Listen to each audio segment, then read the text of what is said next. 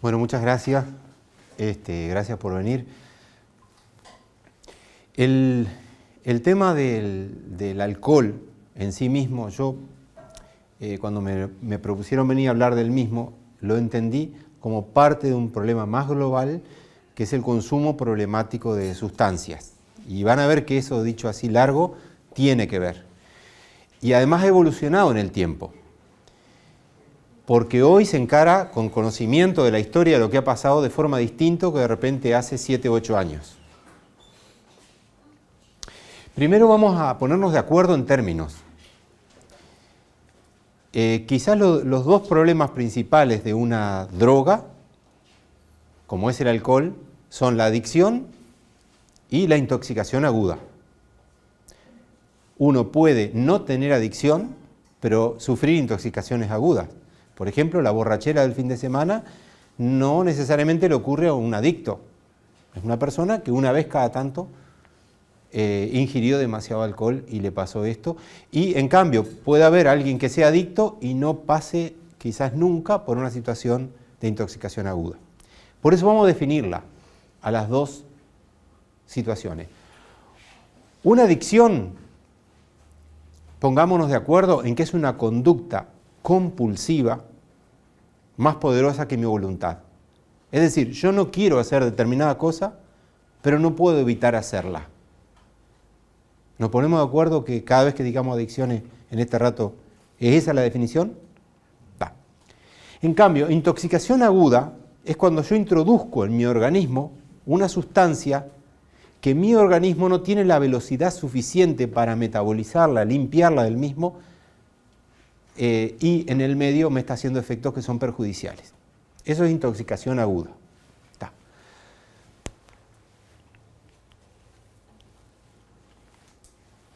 Por ejemplo, el cigarrillo. ¿Entra en la definición de intoxicación aguda? Es más difícil verlo, ¿no?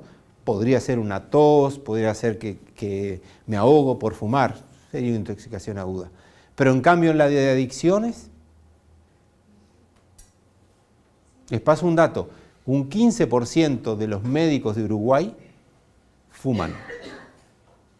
Y no es por falta de información, porque atienden pacientes, porque yo siempre cuento en facultad, cuando estudias anatomía con cadáveres, disecás pulmones de cadáveres de personas que fueron fumadoras, y los que no fueron, y el que te está dirigiendo, el profesor, te lo hace notar. ¿Ves esta persona en vida? Fumó y mira cómo están los pulmones. Esta persona no y mira cómo están. O sea, te rompe los ojos. A pesar de eso, ese aparatito es más poderoso que la voluntad del 15% de personas que pasaron por la universidad y todo lo que vos quieras. Si será potente la adicción. Obvio, tengo que decir también de que antes de que saliera la ley del tabaco, superamos el 20%. El alcohol, que es el tema que nos convoca, ¿cumple definición de intoxicación aguda? Sí, lo vemos todos los fines de semana. ¿Y cumple definición de adicción, una conducta más poderosa que mi voluntad? Vaya que sí. Hace 3 semanas estuve en Nueva Albesia en el encuentro de Alcohólicos Anónimos, y hay gente que ha hecho un enorme esfuerzo o está haciendo un enorme esfuerzo por dejar la adicción. Son dos cosas diferentes. Bien, los medicamentos, psicofármacos, las pastillas para dormir, ¿pueden intoxicarte? Sí. Sí. Porque el médico te indicó una todas las noches, pero capaz que estás con insomnio, capaz que estás angustiado, capaz que estás enojado y te tomas más, te intoxicaste. Lo tenés arriba de la mesa de luz. ¿Y adicción? La persona que toma durante mucho tiempo, si lo quiere dejar de golpe, le va a costar, va a tener síndrome de abstinencia. Síndrome de abstinencia es todo lo que le pasa a una persona cuando tiene abstinencia de ese producto que le generaba adicción. Acá se nos complicó. Intoxicación aguda de fichas. Pero adicción, conducta, y subrayo la palabra conducta compulsiva más poderosa que mi voluntad. Hay 20.000 ludópatas. La ludopatía es la adicción al juego, a la timba, en Uruguay. O sea, por lo menos 20.000 personas conocidas que no quieren jugar, pero no pueden eludir el ir a timbear. Conducta más poderosa que su voluntad, y no hay sustancia. Ahí tenemos tres: el sedentarismo, la adicción a la comida chatarra y la adicción a la pantalla. La anorexia mental está considerada desde hace unos años también como una forma de adicción. ¿Adicción a qué? Adicción a no comer. Después, años después, vino la vigorexia. Se creía que solamente afectaba a las mujeres por una deformación de la imagen corporal que nos imponen, ¿no? O sea, el mercado, los medios nos imponen que las mujeres tienen que tener una determinada figura, una determinada silueta, y tienen que ser delgadas, si no son feas. Y los hombres tienen que ser tipo Hulk, si no, no son suficientemente hombres. Y hay quien puede procesar esa información que te bombardea en su cerebro y manejarlo bien, y hay quienes no. Y quienes se ven al espejo han hecho dietas de todo tipo y están ya delgadas, pero se ven gordas en el espejo y entonces no quieren comer. Y si la familia o los amigos las impulsan a comer, porque en general pasa con chicas, van al baño y vomitan. Esas son la anorexia mental, que requiere un tratamiento que es muy trabajoso, porque en parte es una adicción a no comer. Y en los varones, la vigorexia es la adicción que también implica sustancias químicas, porque implica el consumo de esos potes que tienen anabolizantes, o sea, ahí está, es hormona masculina que viene mezclada con componentes proteicos o directamente como tal, y uno la consume, y con lo cual los músculos no es que ganen fuerza, lo que ganan es líquido, hace que se llenen de líquido. La imagen no traduce la fuerza que se pueda tener. La fuerza, cuando hablo en temas de deporte y llegamos a este tema, no hay otra que ganarla entrenando, lo lamento. Te tenés que romper para entrenar, fuerza. Lo otro es vista, es visión, pero peor que eso, porque las hormonas en el organismo funcionan con un mecanismo que se llama, en inglés, de feedback, para biología, o de retroalimentación, que básicamente quiere decir esto: cuando en sangre hay un nivel de hormona suficiente, la glándula que la produce deja de trabajar. Uno diría, es sensato, la naturaleza la pensó bien, porque si pongo de más una hormona voy a tener problemas, como si pongo de menos también. Hormonas es para lo que pidas. Hay hormonas de actividad como la tiroides, la adrenalina, hay hormonas sexuales, hay hormonas para crecer, hay hormonas para producir leche, hay hormonas para regular el azúcar, como la insulina. Pero bueno, con ese principio de feedback o retroalimentación, si alguien introduce en su cuerpo una hormona, la testosterona, una hormona masculina, la glándula que la fabrica, que son los testículos básicamente, ¿qué van a hacer? Se van a detener. Y si se detienen mucho tiempo, se atrofian. Y ahí tenemos la enorme paradoja de una imagen muy masculina que por ahí es estéril o con testículos atróficos. Digo, no estamos hablando del alcohol con eso, pero vuelvo, no me voy del tema, simplemente para hablar de lo que son consumos problemáticos. Ahí, igual que con el juego, ahí tampoco hay una sustancia, sin embargo, hay una adicción, una conducta compulsiva más fuerte que mi voluntad. ¿O a cuánto de nosotros nos pasa de que no podemos andar sin mirar el celular, si no tenemos mensajes, si no tenemos, ¿verdad?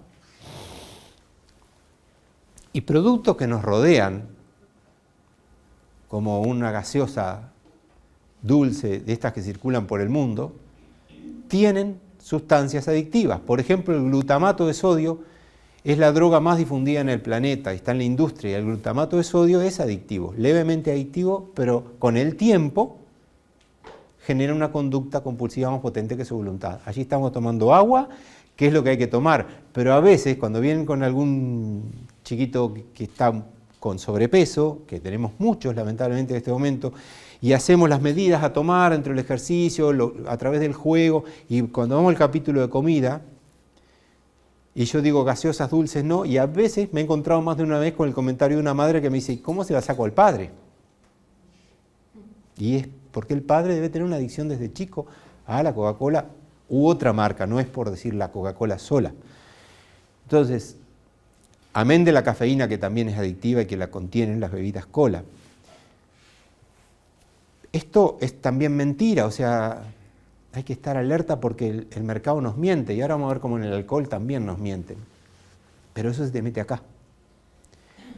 ¿Verdad que esto le llaman estimulantes o no, energizantes le llaman? No son energizantes, son estimulantes. Y es distinto.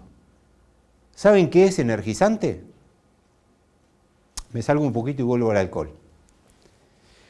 Todos conocen las leyes de la termodinámica, estoy seguro, ¿verdad? ¿Se las puedo preguntar? La primera ley dice que la energía no se pierde, sino que... Ah, la sabían. Yo sabía que la sabían. Y bueno, esa ley, dijo Einstein, el sabio mayor del siglo XX quizás, que era la única que no iba a cambiar nunca. Todo el conocimiento de su época iba a ser transformado por la evolución del ser humano, decía él, menos las leyes de la termodinámica, particularmente la primera.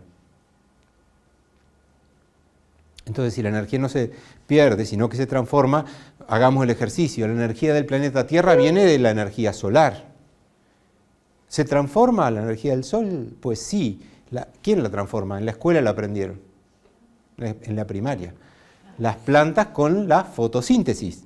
Energía solar la transforma en energía química. Uy, se cumplió la ley.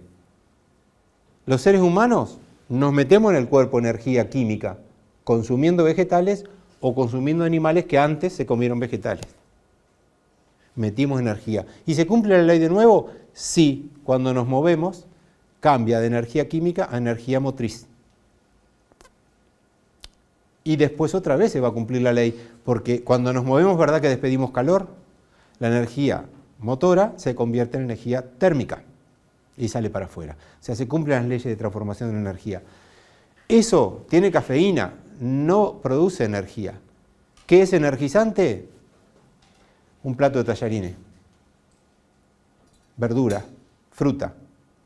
Son alimentos vegetales que captaron la energía del sol, la transformaron en química y nos meten energía en el cuerpo. Esto no es energizante, esto es estimulante y lo que te deja es tembleque, sin dormir, con los ojos así, como si te tomaras 4 o 5 cafés negros de una. Lo menciono con especial interés porque una de las mezclas con el alcohol es esto. Y por supuesto, además de todo lo que hablamos recién, que es legal, hay también las drogas ilegales. Entonces mi pregunta es esta. ¿El problema es la sustancia o la conducta? La persona que va al casino, que va a jugar al tute, que va a jugar a los dados, ¿hay una sustancia? Hay una conducta. Los médicos que fuman, hay una sustancia, la nicotina, pero hay una conducta. Si yo enfoco, como durante hasta 2011, y con un momento en la historia de la humanidad muy clave que fue 1961. En 1961, Naciones Unidas se puso de acuerdo en que el problema del consumo de sustancias era grave para el planeta Tierra, para los distintos países, para todos. Entonces, todos los países, Uruguay también, se pusieron de acuerdo en el combate a las drogas. Ese era el eslogan, famoso no a las drogas. O sea, lo que se quería combatir era la sustancia. 50 años después, medio siglo más tarde, en 2011, también en Naciones Unidas se evalúan los resultados de 50 años de combate, de prohibición de la sustancia. ¿Cuál fue el resultado? Un verdadero desastre. Nunca hubo tanto consumo de sustancias, nunca hubieron tantas plantaciones de opio, de coca, de marihuana, de lo que pidas. Nunca hubo tanto narcotráfico y nunca hubo tanta violencia y evasión fiscal por culpa de las drogas. O sea que fue un error total haber creído que el problema era la droga. El problema no es la droga, es la conducta. Y si yo lo encaro así, tengo que cambiar una cantidad de estrategias. Vamos a pensar juntos.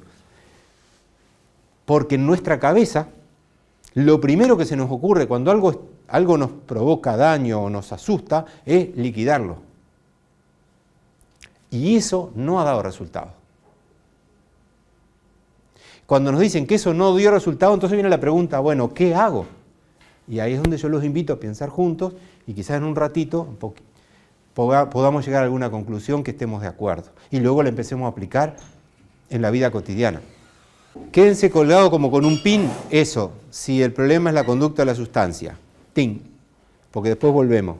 Ahora vamos a ver, según su efecto, los tipos de sustancias problemáticas psicoactivas, o sea, psicoactivas, que existen. Por su efecto, las hay.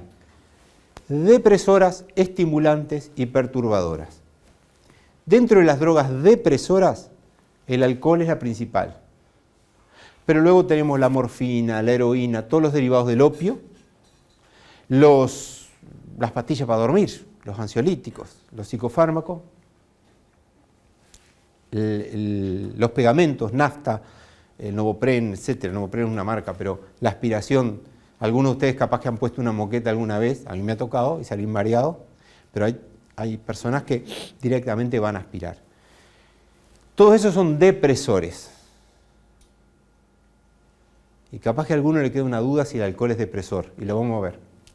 Después tenemos las estimulantes. Todo lo contrario.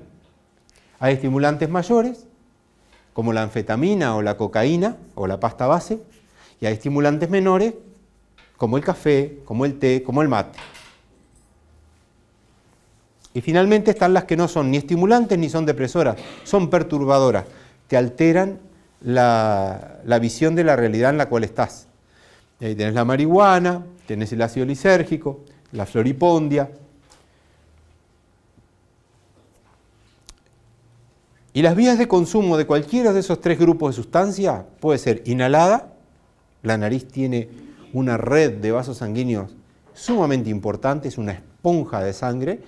En realidad la naturaleza hizo eso con nosotros para que se calentara el aire que respiramos. Hago otra transgresión porque es fantástico ir conociendo los porqués de la naturaleza. Ustedes se ponen un termómetro en un día de helada, de madrugada, acá, y por ahí les da 2 grados bajo cero, 1 grado bajo cero. Lo meten adentro de la boca al fondo y le va a dar 37 grados. El aire que entró por acá, a la que hicieron, se calentó 37 grados. Podés estar en la nieve, me ha tocado jugar al fútbol en la nieve en Alemania, amateur por supuesto, ¿no? nada de grandes pasiones, liga amateur, la B amateur. Y practicar de noche, con hielo abajo y 6 grados bajo cero. Te entra el aire por la nariz, llega calentito a tu cuerpo, por esa red de vasos sanguíneos que hay ahí. Por eso es tan importante no respirar por la boca cuando hace frío, porque la boca no hace esa función. Pero volvemos a por qué puede ser la vía inhalada, como se aspira la cocaína. De acá te va directo a la sangre, es como poner una inyección. Puede ser ingerido, como el alcohol, o puede ser inyectado en vena, como la heroína, por ejemplo. Pero por cualquiera de las 3 vías que elijas, terminaste en sangre. La inhalada, por lo que hablamos, con la que tragaste, porque el intestino delgado se absorben los nutrientes y también por ahí se absorben las sustancias. Y por la intravenosa, porque ahí sí va en vena directo. Cualquiera de las vías que elijas, las sustancias psicoactivas, terminan en el cerebro. Y el cerebro tiene 2 periodos de gran desarrollo. Uno es los primeros 3 años de vida. El bebé es una de las causas por las cuales el ser humano es tan lento comparado con otras especies en adquirir funciones motrices. ¿Verdad? El caballo, el cordero, todos se levantan enseguida, están ahí tecleando y salen. Y nosotros nada, nosotros somos lentos. Bueno, eso es así porque en todo ese periodo que los otros animales ya se desarrollan su movimiento, el ser humano está desarrollando el cerebro y está gastando la mayor parte de su energía en el trabajo que hay dentro de ese cráneo y se está expandiendo. El volumen del cerebro de un niño de 2 años es la mitad de lo que va a tener de adulto. mientras que su cuerpo es la sexta parte. Por eso también están las fontanelas, las molleritas blanditas para que el cerebro adentro crezca. Ese es un periodo fantástico, que en los últimos años se entendió que había que hacer una estimulación temprana. Por eso los CAIF hacen ese fantástico trabajo de un día por semana, lo que fuere, le dan tareas a las mamás o a los papás, porque se sabe que estimulando el cerebro y nutriéndolo bien en esa etapa estás creando personas con más capacidad. Antes no se sabía eso. Estas cosas se saben de hace no más que 15 años. Gracias a los últimos instrumentos de imágenes que tenemos. Y el otro gran momento, porque después en la infancia es como bastante estable, pero cuando empieza la adolescencia, los primeros años, el cerebro, que es como un sembrado de neuronas, que es la célula cerebral, y la neurona es un cuerpo, como si fuera una mano, pero que tiene una cantidad de embuditos, llamados dendritas, a los cuales le llegan estímulos de otras neuronas. Se resumen en el cuerpo de la célula y esta como que hace una síntesis de todo y por una sola vía manda el mensaje a otra neurona para que ésta haga lo mismo, y lo mismo, y lo mismo, y lo mismo, y lo mismo, y yo le diga a mi mano cerrate y se cierre. Me haga caso.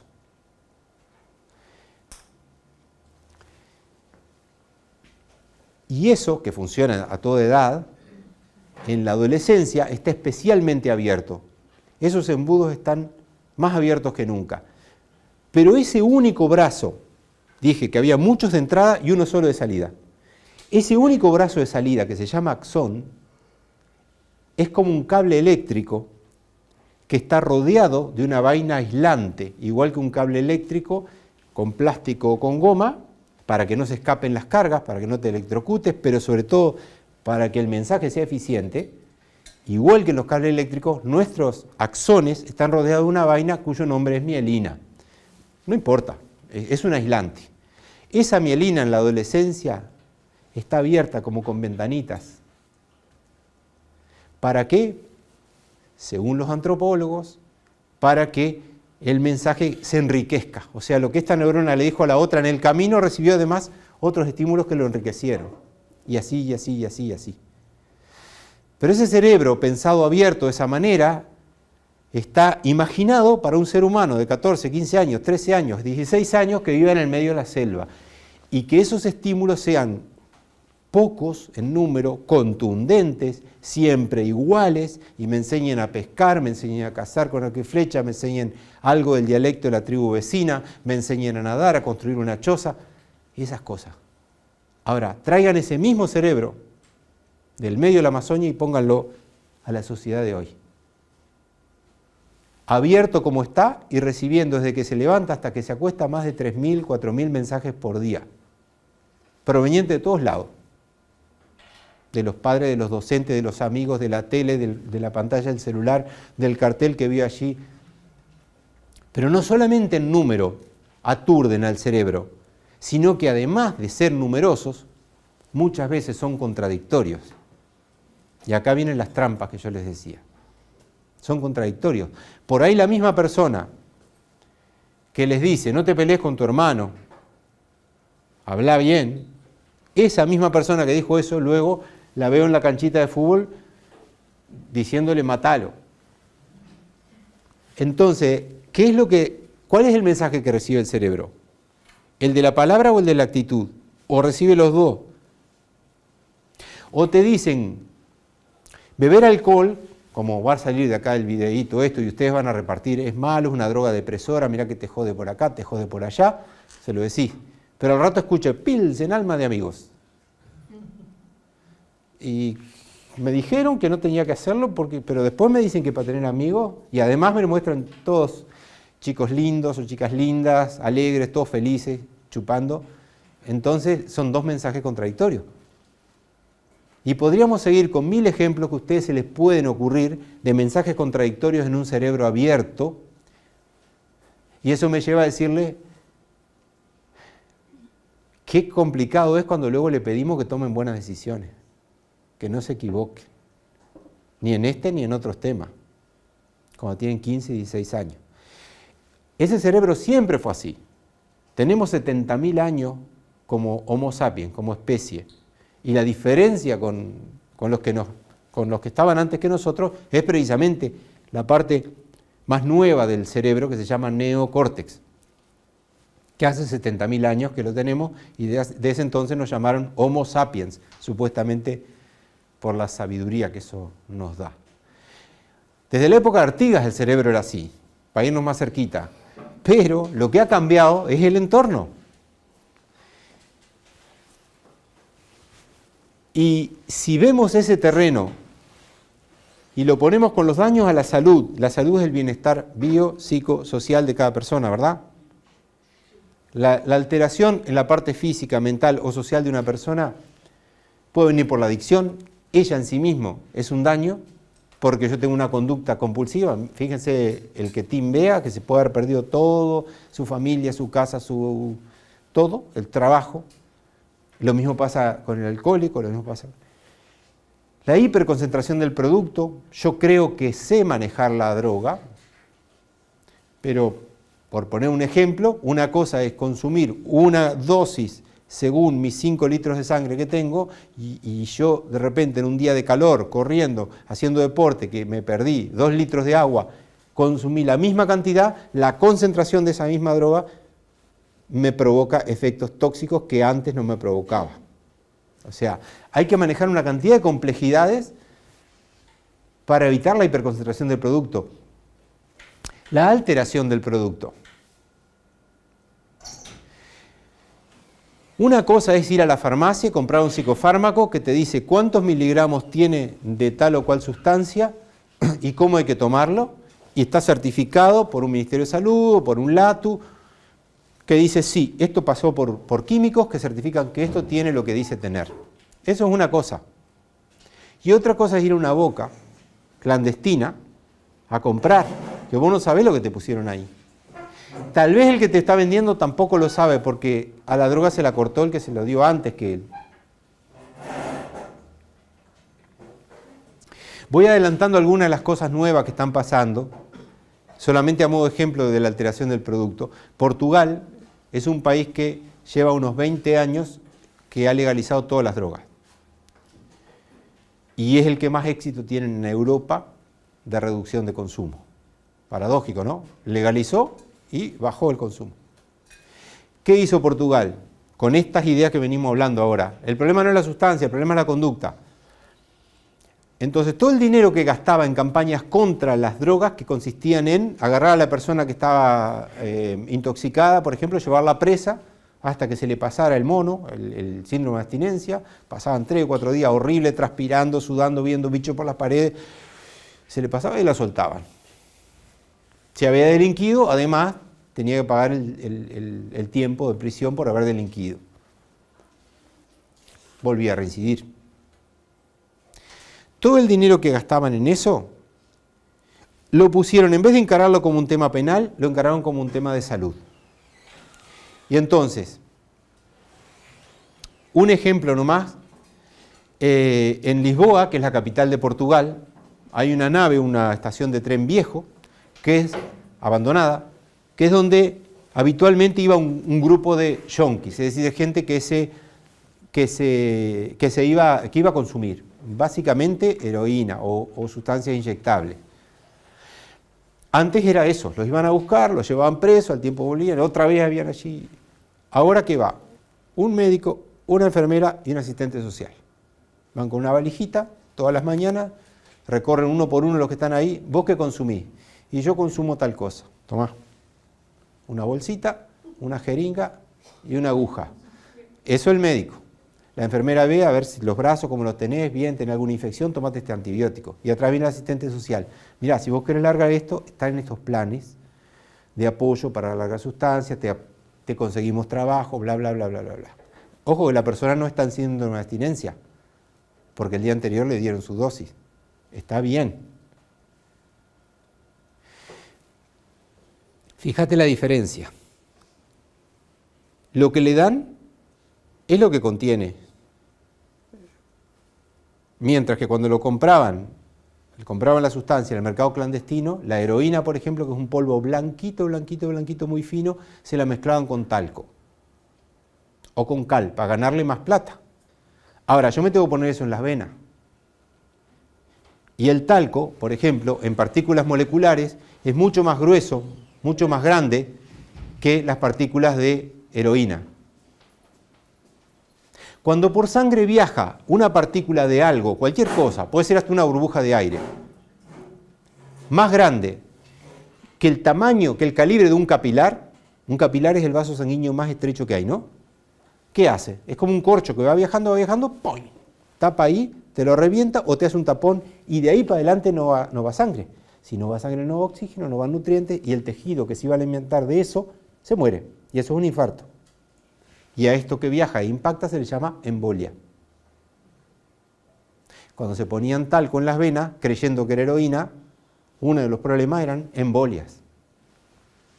Entonces esa persona tenía que ir a un CTI o quedaba paralítico, además de toda la problemática social que tenía. Eliminaron ese problema porque le daban la droga pura. Segundo tema, compartían las jeringas, por supuesto. Al vos darle la jeringa estéril, la aguja estéril, evitaron la hepatitis B, el SIDA, todas esas infecciones cruzadas. Evitaron la delincuencia. Si voy a recibir la droga, ¿para qué voy a ir a asaltar a una viejita, sacarle el bolso desesperado, mi síndrome de abstinencia para comprar algo, si mañana me viene a dar droga pura? Y encima, la asistente social logra que se adhieran a programas de apoyo. Y con esa metodología han tenido mucho más éxito que medio siglo anterior, con un enfoque represivo.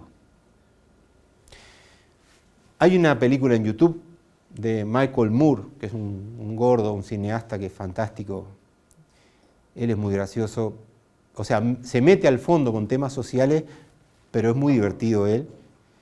El primer documental que hizo se llamó Bowling for Columbine y ganó 2 Oscars, después nunca más lo llevaron a la academia, porque es lo más antiacademia que hay, ¿no? Y era sobre el uso de armas en Estados Unidos, ¿no? Pero después sacó unos cuantos. Y este que les digo que está en YouTube se llama ¿A quién invadimos ahora? Así, búsquenlo así.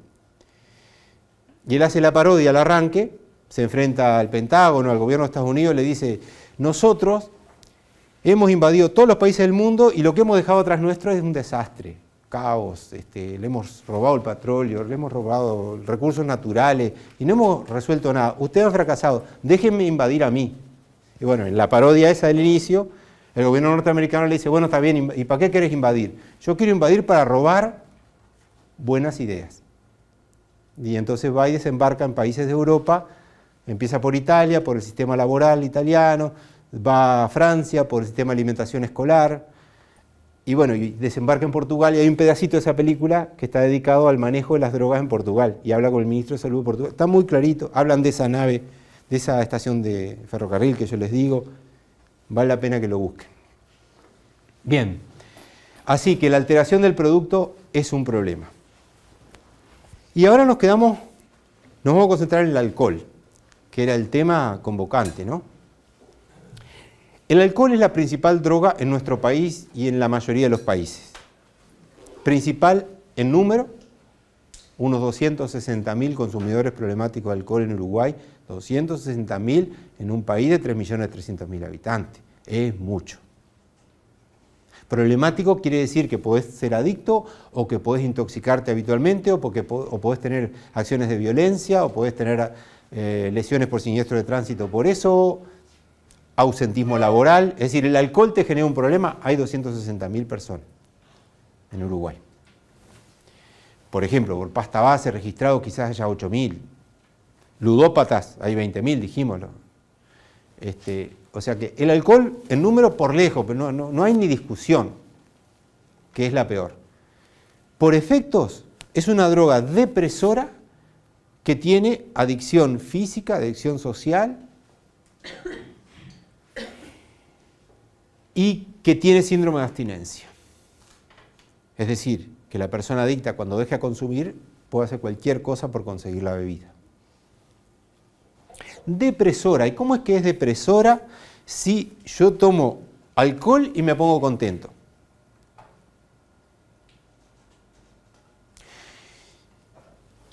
¿Se acuerdan del cerebro y el neocórtex? La corteza cerebral, que es la parte delgadita que nos diferencia de los simios. Bueno, lo que deprime el alcohol primero es el neocórtex. Y al deprimir, o sea, al bajar el nivel de atención de la conciencia, libera lo que haríamos si no tuviéramos un aprendizaje de nuestras conductas.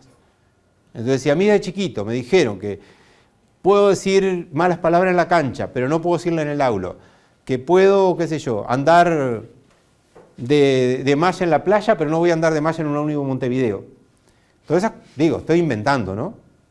Pues la persona es la misma, ¿verdad? Pues eso a mí a veces me llama la atención cómo somos las personas, porque estamos en la playa, todos juntos, de malla, bikini, yo qué sé cuánto, esas mismas personas nos subimos una cuadra arriba de un ómnibus y no podemos ir vestidos como estábamos ahí, y somos los mismos. Nos escandaliza acá, pero allí no nos escandaliza. Pero está, eso porque somos medio rarófilos en algunas cosas. A los de la Amazonia no le pasa, ¿no? Obviamente. Están con el cerebro más natural. Pero a lo que voy es que todas esas conductas que aprendimos, cuando te deprimen el control de tus conductas, obviamente haces lo que no podés controlar. O sea, sos vulnerador de otros porque no te contenés y sos vulnerado por los demás porque no te sabes proteger. Las dos cosas. Pero el alcohol va deprimiendo de delante para atrás. Primero, según la graduación, deprime la represión de las conductas, pero si seguimos ingiriendo alcohol y el nivel de alcoholemia sube, ahora vamos a ver lo que es la alcoholemia, empezamos por la fase de la melancolía y después por la resaca. El tema de la alcoholemia es cuánto alcohol por litro de sangre tengo, y eso incide muy directamente en cuánto me afecta. ¿Cómo se mide? Y la forma más directa es sacar sangre y llevarla a un laboratorio y ver cuánto alcohol hay en sangre. Eso se usa, por ejemplo, cuando hay una demanda judicial porque la persona bajo el estado alcohólico hizo algún... Bueno, ¿vieron el muchacho que mataron el otro día en la Rambla? Entre dos autos haciendo picada y estaban con un 1, algo de alcoholemia. Lo dice en el informativo, bueno, ¿qué quiere decir un 1, algo? Ahora vamos a ver. Ustedes van a ver que en todas las etiquetas de bebida alcohólica, busquen, hay un numerito con un redondel chiquito arriba. Eso que parece grado centígrado, pero sin la C. Eso lo que quiere decir es que ese número es la cantidad de gramos de alcohol por litro que tiene la bebida que tengo delante. No quiere decir que yo tenga 1 litro de bebida, capaz que tengo una botella de medio o una botella de cuarto, pero el numerito me dice cuántos gramos de alcohol por litro hay en esa bebida. Nosotros tenemos 5 litros de sangre, ¿verdad? Lo dijimos hoy. Cuando yo me meto alcohol mezclado con líquido en el cuerpo, si quiero sacar cuántos gramos por litro tengo que dividir siempre entre 5, ¿se entiende? Porque al yo meterlo por la boca, después va a ser repartido en 5 litros. Bueno, la cerveza, por ejemplo, tiene 4 gramos por litro. Las artesanales tienen un poco más. Vamos a poner 5 para hacer los números fáciles. Una cerveza de 5 gramos por litro significa, yo pongo una botella ahí y ahí adentro, en ese litro, hay 5 gramos de alcohol. Pongámosle que yo me tomé todo el litro. Metí 5 gramos en mi cuerpo. ¿Cuántos gramos de alcohol por litro tengo? Vos tenés mucha sangre. Si yo metí 5 gramos, pero tengo que repartirlo entre 5 litros, 1 gramo por litro. Si tuvieras 10 litros de sangre, sí, 0,5. O sea, primero hagan esto. Primer paso, ¿cuántos gramos de alcohol tiene esa sustancia? Segundo paso, ¿cuánto me metí en el cuerpo? Y eso que me metí masivo lo dividió entre 5, porque tengo 5 litros. Considerado así, cuando te da 0,3 gramos por litro, uno no siente que que esté borracho, ni para nada. Uno no siente, vos decís, pero yo no siento cambio ninguno, no sentís cambio ninguno. Pero cuando sometés a tu sistema nervioso a una exigencia de cierta destreza, ahí notás los reflejos tan lentos. Y fíjate que eso no es importante para nada. Si estoy en una fiesta con amigos, tranquilo, conversando, para nada. Pero sí es importante si agarro un vehículo. Porque en un vehículo, aunque vayas despacio, cualquier situación fuera de la común va a implicar que vos acciones, y uno no lo piensa, pero te pones a... Si pensamos juntos, cuando estamos en un auto, conduciendo un vehículo de 4 ruedas, estamos en una cabina hermética, aislado de ruidos, estamos mirando para adelante y mirando los espejos retrovisores, tenemos 2 pies para 3 pedales, tenemos la mano para los cambios y también eventualmente para el freno de mano o la bocina, las luces, cambio de luces, tenemos que mirar el vehículo que está adelante, el que me va a pasar en contra, la vereda, las líneas. No nos damos cuenta, pero el cerebro nuestro está controlando todo. Ahora, yo deprimo un poquito eso y un niño que pasó corriendo con una pelota delante. El auto delante que frenó porque el otro delante, que yo no lo vi, frenó antes que él. Son todas maniobras que los reflejos te las logran hacer exitosas, pero con el alcohol no.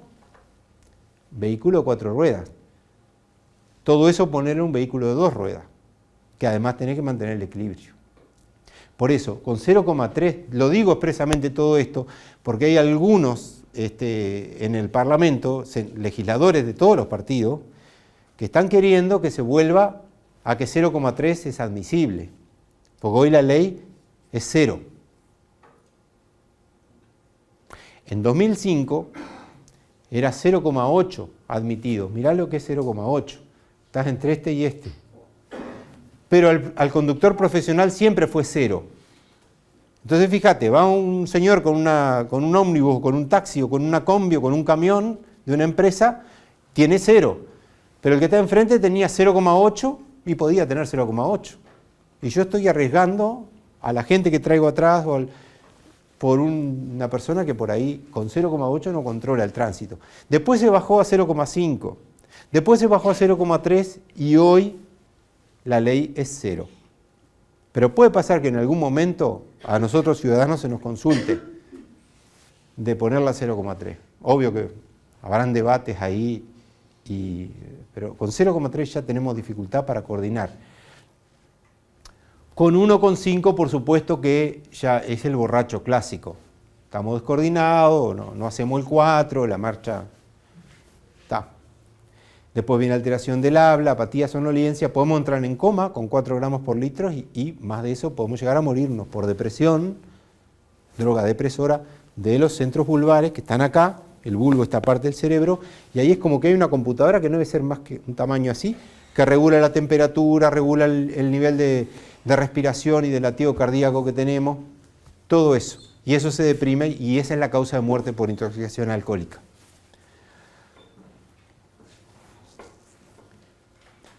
Bueno, aparte de los problemas de la droga en sí, por la intoxicación física o por la adicción, aparte de eso tenemos problemas sociales ocasionados por el alcohol, que son muy obvios, ¿no?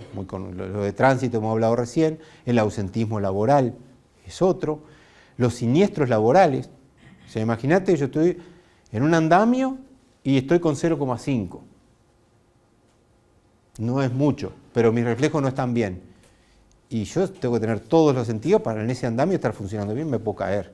O estoy manejando una máquina excavadora o una motosierra, qué sé yo, y no estoy con todos los reflejos en orden, es un peligro también. Y bueno, lamentablemente en Uruguay hay algunos problemas sociales duros que no estamos pudiendo, se hacen todas las acciones que se pueden, no estamos pudiendo combatir con ellos. Y uno de ellos es la violencia de género, o sea, los varones contra las mujeres. Seguimos matando a una mujer cada 10 días y golpeando mucho más antes, insultando mucho más antes, y el alcohol muchísimas veces está detrás de eso. La persona que ejerció la violencia, si hubiera estado sobrio, no hubiera hecho. Después se arrepiente, llora y ya fue tarde. O sea que Embarazos no deseados, ahora el 5 de octubre tenemos el encuentro con el Programa Nacional de Adolescencia, con Enseñanza, con Uruguay Crece, con todos juntos para abordar el tema de embarazo adolescente. Una de las causas es el embarazo bajo los efectos del alcohol. Bueno, ya después podríamos poner infecciones de transmisión sexual, impotencia sexual en el varón que habitualmente consume alcohol tiene impotencia. Impotencia es que no hay erección, o sea que no se te para. A veces hay algunos varones, algunos compañeros varones de género, que nada de lo demás que hemos dicho le importa mucho, pero si resulta que sabés que el alcohol inhibe la erección, capaz que por ese lado es la razón por la cual dejan de tomar. Como hablé hoy lo de la atrofia testicular por los globos musculares. Así que esta asociación es terrible. El coche, el vehículo, en realidad es una bomba, es un arma mortal que llevamos nosotros. Yo hago 5.000 kilómetros por mes desde 2005 que estoy en este cargo. Lo tengo registrado. 5.000 por mes. Y muchas veces voy en la ruta y yo digo, pensar que esto es cuestión de un parpadeo. Yo hago así, viene un camión, ponerle delante. Si yo sin querer hago así, se acabó todo. Todo depende de un gesto, a veces, ¿no? Tenemos más de 600 muertos por año por siniestralidad vial, ¿no? No digo que siempre esté el alcohol. De hecho, con el tema de las espirometrías y eso, ha bajado el alcohol como causa. Hay otras más, la velocidad y el no respeto de las normas. Pero perdemos mucho más vidas por esto que por la pasta base. Mucho más. Por una causa o por la otra. Y el problema más grande para mí del alcohol es este. De todos los problemas que puede tener el alcohol, para mí es este, el más grave. ¿Y qué es esto? Esto es que hacemos chistes del alcohol. No va a pasar nunca que un señor vaya conduciendo un auto, se peche un poste de luz, siga con su botella de alcohol en la mano y hable con el policía y le diga, el problema es que yo creí que habían dos y quise pasar por el medio. Y nos reímos todos.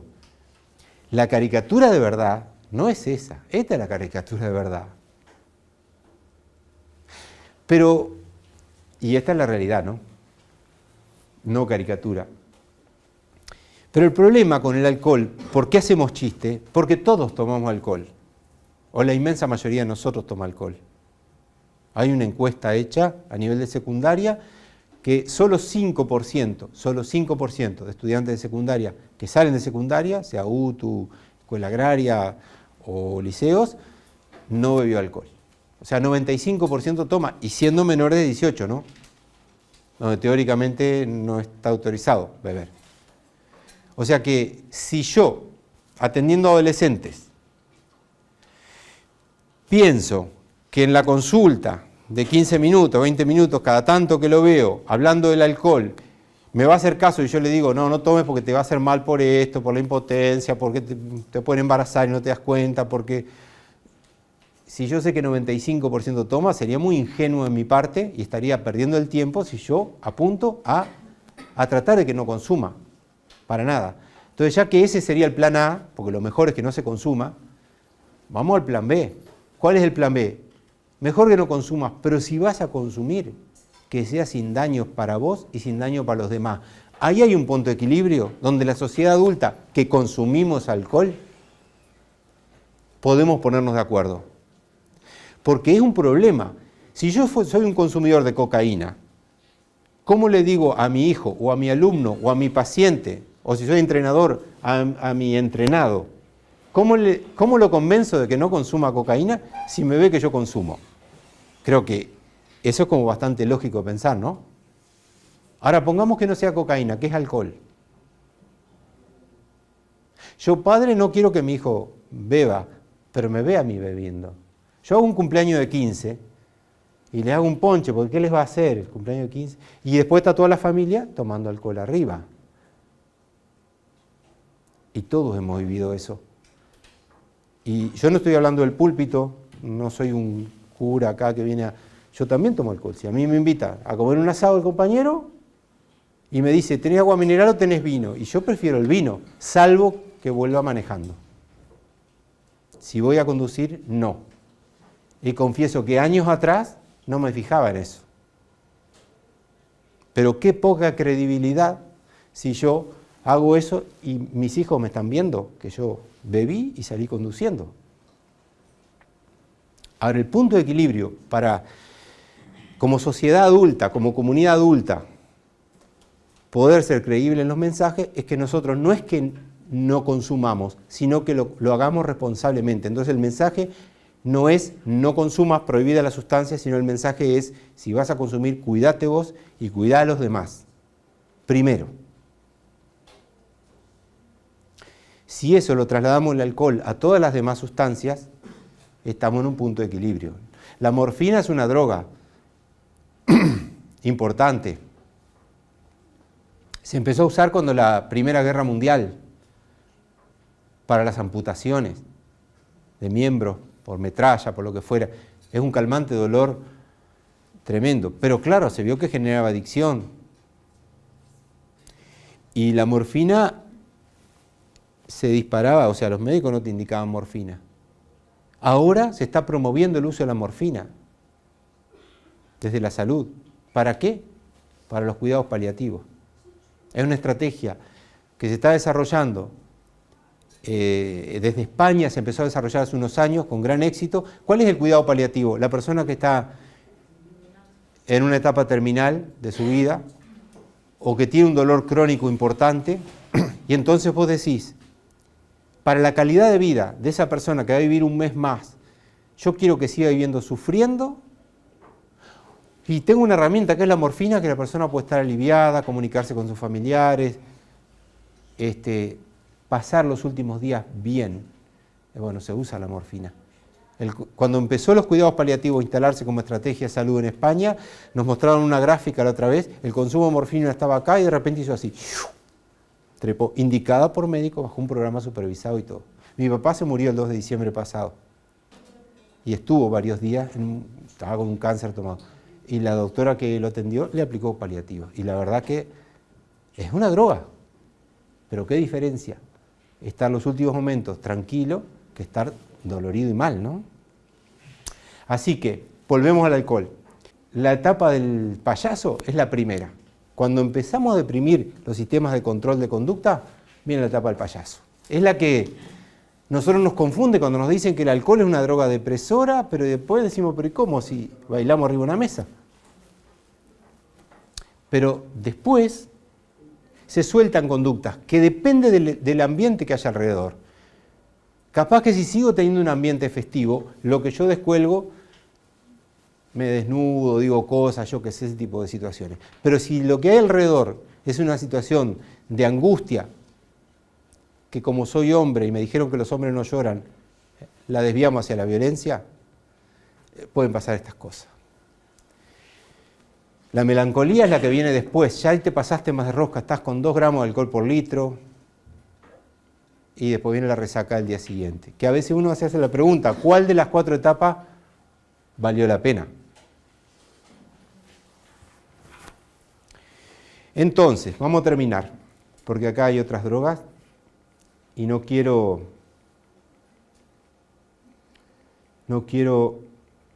pasar por todas ellas para no desviar el tema del alcohol. ¿Qué es lo que podemos hacer frente a esta situación? Una, si la ley de regulación del tabaco en Uruguay dio tanto éxito, dio tanto resultado, y a nivel mundial, bueno, hoy está el presidente en Estados Unidos recibiendo un premio por el tema ese, Uruguay destacó, otros países lo intentaron, y no tuvieron tanto éxito como nosotros. A la edad de 15 años, hoy se fuma la mitad de lo que se fumaba 10 años atrás, tabaco. Una cosa es prohibir, otra cosa es legalizar y otra cosa es regular. La ley regula el consumo, no te dice que no fumes. Te dice, si vas a fumar, fuma haciéndote el menor daño vos y el menor daño a los demás. ¿Y se acuerdan que una de las primeras normas era prohibido fumar en lugares públicos y cerrados? Lugares públicos y cerrados. ¿Qué es lo fantástico que ha ocurrido acá en este país? Que un lugar cerrado, pero no público, puede ser una fiesta familiar. Y hoy día, y observen si no, el tío, el primo, el padre, el abuelo que fuma, aunque nadie lo va a multar, aunque nadie le va a decir nada, agarra el pucho, fuma en la vereda y vuelve. Y lo fantástico es eso, cuando la conducta, no porque te vayan a penalizar, sino porque sos consciente, se incorporó en tu conciencia y en tu responsabilidad, la haces por esa razón. Entonces, si la ley de regulación del tabaco dio tanto resultado,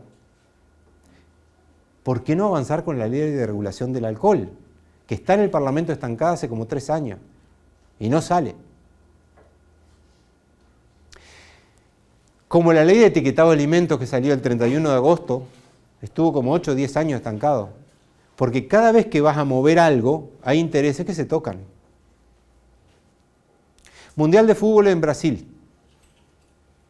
hace 5 años. Brasil tenía una disposición legal que impedía beber alcohol en los estadios, para evitar los líos entre las barras y eso. Vino la FIFA, y uno de los principales sponsors de la FIFA, la Heineken, una cerveza alemana, dijo, pará, ¿cómo que no se puede tomar alcohol? Y la FIFA le dijo al gobierno de Brasil, si ustedes no levantan esa disposición, y nosotros nos pensaremos irnos a otro lado a hacer el Mundial. Y Brasil se bajó los pantalones. O sea, no estamos hablando de un país chiquito como nosotros, estamos hablando de un país 45 veces más grande que nosotros. No estamos hablando de algo esencial, estamos hablando de un mundial de fútbol. Y sin embargo, las presiones de las empresas, cuyo motor, todas las empresas corporativas del mundo, su motor es la venta y la ganancia. No es la salud, ni siquiera las farmacéuticas lo son. Las empresas farmacéuticas son empresas de lucro. Solo 4% del costo de un fármaco es el costo de producción.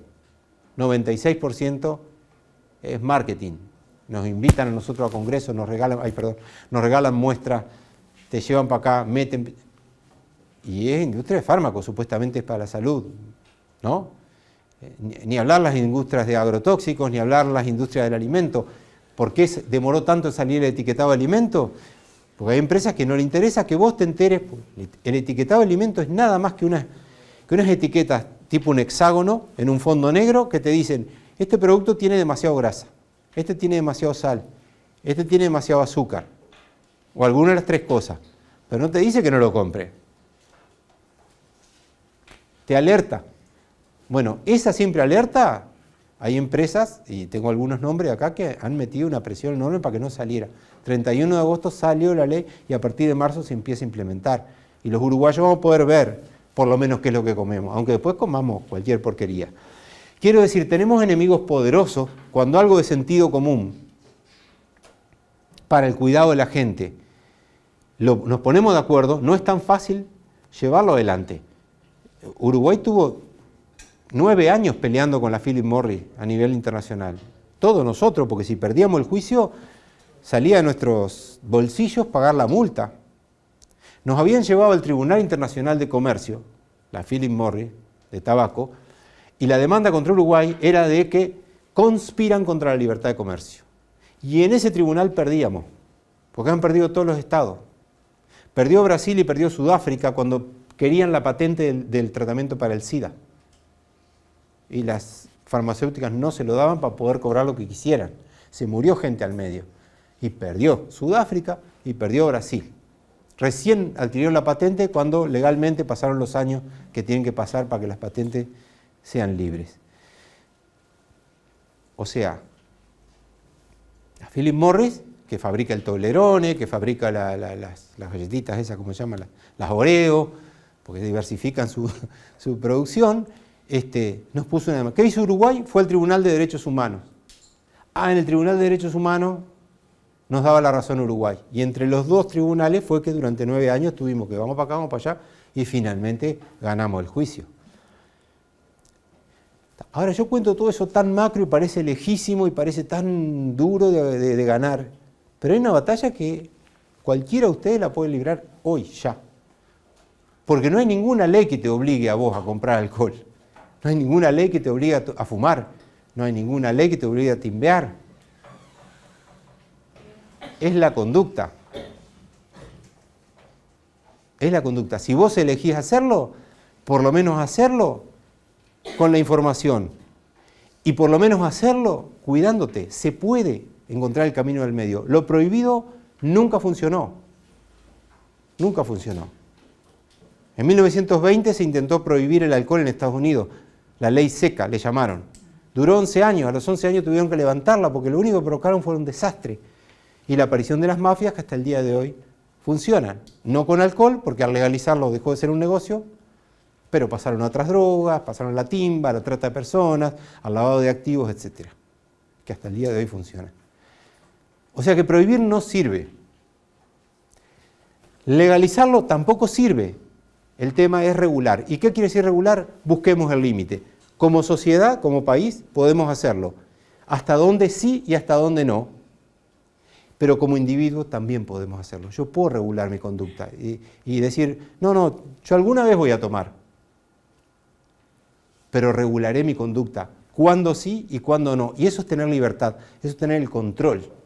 Vos mismo de tu vida. Lo otro es depositarlo en conductas que me imponen de afuera y que no son generalmente para bien mío, sino que casi siempre son para vendernos algo. Porque así está el mundo de hoy. Capaz que en otros siglos fue otra cosa, capaz que en siglos que vengan será distinto, pero en este siglo XXI las corporaciones son las que mandan el mundo y te taladran con mensajes que son para vender. Y está el espíritu crítico y el juntarnos para nosotros tratar de manejarnos con una forma un poco más libre en ese mundo. Así que, desde lo individual hasta lo colectivo, por ejemplo, en un club de fútbol que quiere decir, bueno, yo voy a dar el ejemplo, ¿sabes qué? En la cantina no vendemos alcohol. Ah, no, pero es lo que me da ganancia. Bueno, usemos la imaginación, que otro tipo, y promovamos que lo estamos haciendo por eso. En Carmelo el año pasado se hizo una discoteca sin alcohol, a forma de experiencia. Decían, no va a ir nadie, pero lo hicieron a ver un grupo de muchachos que agarró la idea de la W, que en Montevideo una vez al mes, la que está en el Parque Rodó, hace una discoteca sin alcohol y sacan guita. La hicieron. Se llenó de gente y vendieron un montón de otras cosas. Lo malo es que eso fue como un experimento de una vez y no hubo atrás una institución que agarrara la bandera y dijera, vamos a dar una continuidad, por lo menos un sábado al mes y probamos. Estoy diciendo ejemplos de cosas que ya no están a nivel mundo, pueden estar acá en Juan Lacase si alguien tiene idea. O un cumpleaños de 15, vamos a hacer un cumpleaños de 15 sin alcohol. ¿Qué pasa? Con mi hija menor, yo tengo 5, ¿no?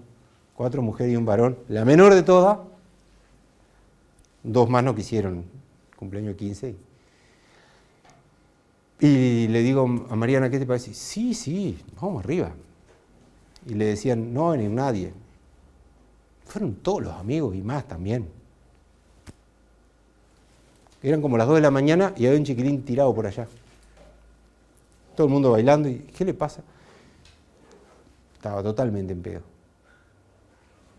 Digo, ¿alguien lo conoce? Sí, yo vine con él. Salió un chiquito al lado de él. Como decime dónde es la casa. Y lo agarré, lo llevé en andaba medio así. Entonces el amigo me dijo, lo que pasa es que en la casa de la madre le bajó una botella de vodka que tenía la madre en el armario y se la tomó toda antes de venir. Claro, contra eso no podéis... Y bueno, ¿y qué le pasó? Que habrá quedado 2 días vomitando, estaba vomitando, tirado, se perdió el cumpleaños, pero más allá de eso, quiero decir que esas cosas no las podés evitar.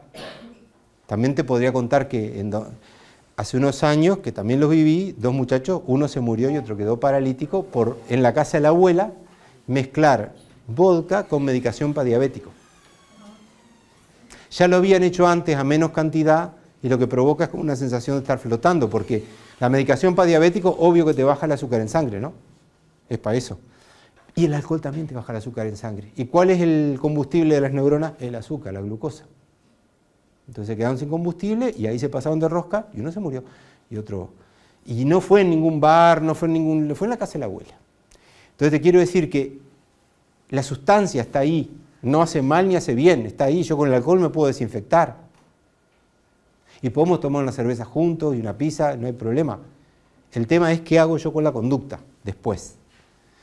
¿Está? El mensaje entonces es, primero ver si les puedo agregar algún dato que no conocieran antes, si no realmente perdieron el tiempo. Y segundo, y más importante que eso, si puede surgir alguna idea de en lo personal, algún poquito de la conducta cambiarla. Algún poquito. y en lo colectivo, con quienes se puedan juntar, y si fuera alguna organización, mejor, hacer alguna demostración y expresamente que se puede divertir sin la necesidad imperiosa de tomar alcohol, por ejemplo.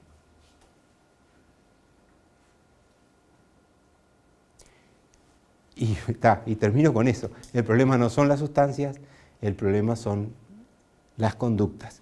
Y hoy estamos hablando de alcohol, pero si vamos a otros temas que nos afectan, porque si hoy el presidente está en Estados Unidos es por enfermedades crónicas no transmisibles. ¿Saben lo que es? Enfermedades crónicas, o sea, de largo aliento, no transmisibles, porque no son contagiosas. Son el 60-70% de las enfermedades que tenemos todos. Ejemplo, diabetes tipo 2, que es el 90% de los diabéticos, obesidad, deformidad de columna, enfermedades cardiovasculares, hipertensión, cáncer de intestino grueso, y todos esos, si nosotros hiciéramos ejercicio, no matarnos, media hora, 1 hora por día, comiéramos sano, no tomáramos alcohol y no fumáramos, ninguna de esas enfermedades existe. Sería gratis eliminarla, dependen de nuestras conductas. Entonces pongámonos eso acá, siempre pensamos en lo más fácil, que sería fuera la sustancia, fuera el problema, no a las drogas. 50 años lo estuvimos haciendo como humanidad, no da resultado. Regulemos las conductas, empezando por nosotros mismos. Dejo por ahí.